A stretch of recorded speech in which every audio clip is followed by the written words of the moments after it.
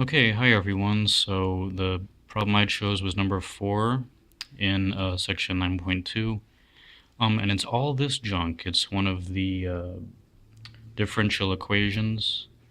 Now, as often in this course, I see a problem and I'm like, I have no idea how to solve this sort of thing. So I like to always fall back on, a relevant equation. So here we go. We've got dy dx plus p of x times y equals q of x. So, this looks pretty similar, right? We've got, this can be our q, here's our p. So all we have to do is get rid of this sine theta here. So the first step is to divide everything, or both sides, by sine theta, which leaves us here with cotangent theta and secant theta. The next step would be to find the integrating factor, which is in the form of Vx equals e to the integral of px. Now where's our p? Well, our p is right here, cotangent. So you go ahead and pop cotangent in here. And integrating cotangent, you've got the natural log of the absolute value of sine. And, e to the natural log of something is just, it's a process that undoes itself, so you're left just here with sine theta. So multiplying both sides by sine theta, you've got a whole bunch of gobbledygook, but it's not so bad. Multiplying secant by sine theta, you've got tangent over here. And this takes the form of the reverse product rule, which looks thusly.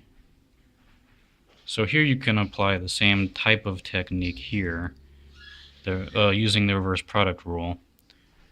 And you've got something that looks a lot more manageable.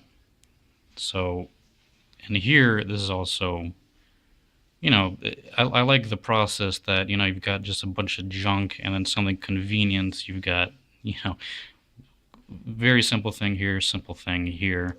So the next step is to just integrate both sides. So, okay, we're just in the process of integrating here. And then come here.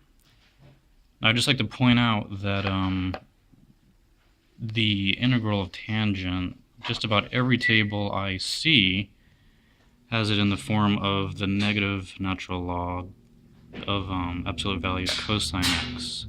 But MyMathLab did not like that, didn't like that form, but I would just like to point out that it is, the alternate form is just here. You're putting the negative up here. Inverse cosine is just the negative, the natural log of secant x.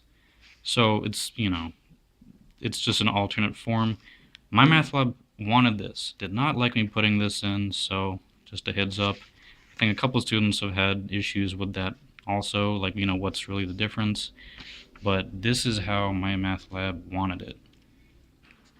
So continuing on, we're basically close to the end. You just have to divide both sides by sine theta, because we're really just trying to isolate r. Or technically, in these differential equations, you're trying to isolate y, and here is our r. So dividing both sides by sine theta, it's got a little smushed here, but it was cosecant theta times natural log of the absolute value theta plus c, and the c is within the brackets as well. I'm well aware that I may have gone about this the wrong way. This was not a problem that had help me solve this sort of thing. So you had to really just attack it with whatever I could. So I hope this was clear enough to everybody. I guess I could just go over it very quickly one more time. So we divided both sides by sine theta. Just take my word for it, that is, after you divide it by sine theta, you get these two identities here. And then once you find the integrating factor, you plug in cotangent here, which gets you this. This is a process that undoes itself more or less, so you're left with sine theta. And then you're multiplying both sides by sine theta. Here, and this, I went over it kind of quickly, but this, you can apply the reverse product rule. That's what I was trying to get at. Because it's basically in this form, and you can just simplify it somewhat, looking like this. It's easier, and because we need to integrate the left side, in this form so that you can integrate both sides. So you can isolate r in the end. And sorry I got a little bit smushed, but again, r equals cosecant theta times the natural log of the absolute value of secant theta plus c.